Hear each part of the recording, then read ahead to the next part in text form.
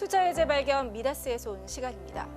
연초부터 글로벌 증시가 AI 거품론으로 한바탕 홍역을 치르는 사이 떠오르는 ETF가 있습니다. 바로 미국 배당 성장 ETF인데요. 기술주 조정장 속에서 안정적인 현금 흐름을 갖춘 투자 상품으로 자금이 쏠리는 것입니다. 오늘은 미국 배당주 ETF를 선택할 때 살펴봐야 할 것들에 대하여 이야기 나눠보겠습니다.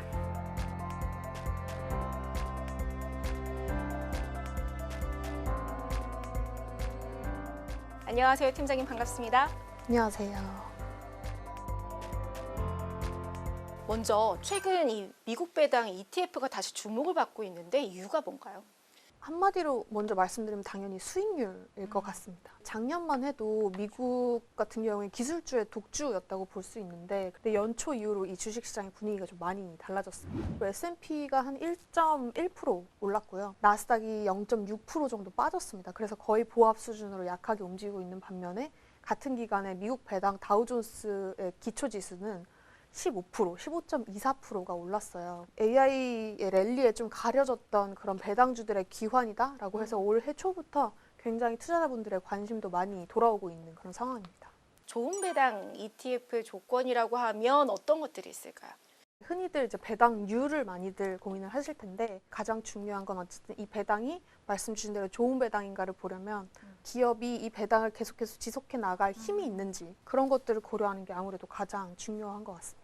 정말 어렵게는 펀드 안에 있는 종목들을 하나하나 좀 찾아가는 방법이 있겠지만 좀 가장 쉽게 접근할 수 있는 방법은 그 ETF 자체의 히스토리를 보는 것도 방법일 것 같아요. 배당을 얼마나 꾸준히 해왔는지 그리고 그 배당금이 기왕이면 조금씩 올라갔으면 조금 더 기업이 더 탄탄해진다는 의미이기 때문에 훨씬 더 좋은 방법일 수 있을 것 같습니다. 타이거 미국 배당 다우존스 전략에 좀 차별점이 있다면 어떤 게 있을까요? 우선적으로 저희 타이거 미국 배당 다우존스 ETF 같은 경우에는 단순한 고배당 전략이 아니기 때문에 배당 함정이라고 하는 그 디비던드 일드 트랩에 갇히지 않는 종목들을 선정을 하고요. 지수의 방법론상 10년 이상 연속 배당을 했고 최근 5년 동안 배당 성장을 했고 또 그 외에도 펀더멘탈적으로 좀 현금 흐름 대비 부채 수준이나 ROE 이런 수준들을 많이 살펴보기 때문에 배당을 꾸준히 하는데도 앞으로도 꾸준히 할 수 있을 것으로 예상된다라고 하는 탄탄한 기업들로 구성이 되어 있습니다. 미국 배당 다우존스의 가장 큰 차별점 중에 하나가 아무래도 섹터가 되게 완만하게 고르게 분산이 되어 있다라는 점일 것 같아요. 연초 이후로 굉장히 수익률이 좋았던 에너지나 필수 소비재, 산업재 이런 쪽에서 AI나 테크주 대비해서 굉장히 성과가 좋았습니다. 최근에 로키드 마운틴이나 세브론 해가지고 방산이나 에너지 주식 쪽 배당 우량주들로 구성되어 있는 미국 배당 다우존스 성과가 좀 많이 부각이 됐고요.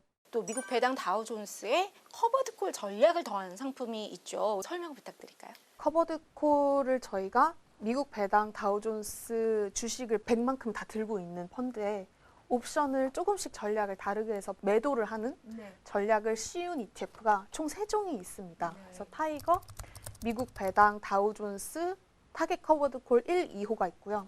가장 최근에 상장되었던 게 타이거 미국 배당 다우존스 타겟 데일리 커버드콜 이렇게 3개가 있습니다. 가장 큰 차이점은 옵션을 얼마나 자주 매도하느냐의 차이고요. 배당 수익률도 세 종류가 다 차별화되는데 배당 수익률 같은 경우에는 높으면 좋냐라고 하기보단 이 투자자분들께서 딱 필요하신 만큼의 그 현금 흐름이 있으실 테니까 투자 성향별로 찾아가시는 게 좋을 것 같고요. 타겟 데일리 커버드 콜 같은 경우에는 저희가 데일리로 옵션을 맨날 조금씩 매도하다 보니까 흔히 커버드 콜 하면 이제 위에를 다 못 따라간다 이런 인식들이 있는데 옵션을 굉장히 적게 팔기 때문에 그 우려가 거의 없습니다. 그래서 최근에 타이거 미국 배당 다우존스가 15% 올랐을 때도 수익률이 거의 1배에 준하는 상승률을 보이는 그런 상품입니다.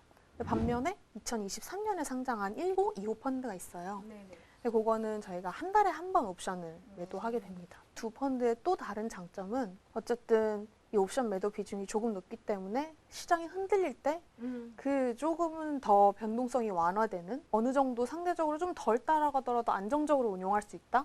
이런 바스켓에서 그런 역할을 할 수 있는 2개의 펀드가 있습니다. 장기 투자를 할 목적으로 활용을 할 거고 이 매달 들어오는 분배금을 계속적으로 좀 활용 목적이 있을 텐데 이게 줄어들거나 가만히 있어도 사실 인플레이션이 있으니까 조금 같이 성장하면 좋은 그런 상품들인데 그래서 분배금이 성장하느냐 혹은 지속 가능하느냐 요거 2가지가 가장 중요하다고 보고 있습니다. 또 하나 궁금한 거 ETF의 그 가격 어떤 흐름을 보이느냐도 중요한가요? 분배 지속 가능성이랑 거의 동일선상의 얘기라고 볼 수 있어요. 왜냐하면 이게 커버드 콜 그리고 배당주의 가장 큰 차이점인데 배당 기업은 주가가 낮아도 돈을 똑같이 벌면 사실 배당금을 똑같이 줄 수가 있잖아요. 근데 커버드 콜은 주가, 그 ETF 가격이 줄어들면 프리미엄의 분배금이 그만큼 줄어들게 됩니다. 커버드 콜 ETF 같은 경우에는 이 ETF의 단가가 성장하느냐, 기초자산의 가격을 얼만큼 따라가면서 성장하느냐, 이 부분도 굉장히 중요하게 보셔야 되는 부분입니다. 올해 이 상품이 투자자들의 이 포트폴리오에서 어떤 측면에서 좀 유효할 거라고 보시나요? 저희는 올해도 미국 시장에 대한 그런 견조한 상승은 좀 계속 될 거라고 생각합니다. 다만 작년만큼 한 분야의 한 AI, 테크, 이 섹터에 포커스된 그런 성장이라기보단 어느 정도 개별 종목 단에서도 그리고 섹터 단에서도 좀 차별화가 되는 그런 조금은 변동성이 높아지는 시장을 예상하고 있어요. 그렇다 보면은 이제 어느 정도 고르게 섹터가 분산되어 있는 저희 타이거 미국 배당 다우존스나 이 커버드 콜 시리즈로 조금 더 안정적인 포트폴리오를 가져가면 성장을 좀 더 안정적으로 가져갈 수 있을 걸로 생각이 되고 또 그뿐만 아니라 어쨌든 현금 흐름으로 좀 탄탄하게 뭐 배당을 가져가는 그런 우량주들로 기업을 가져가면 올해는 조금 더 그 변동성에서 한 발 벗어나 있는 성장을 좀 누릴 수 있지 않을까 생각을 하고 있습니다.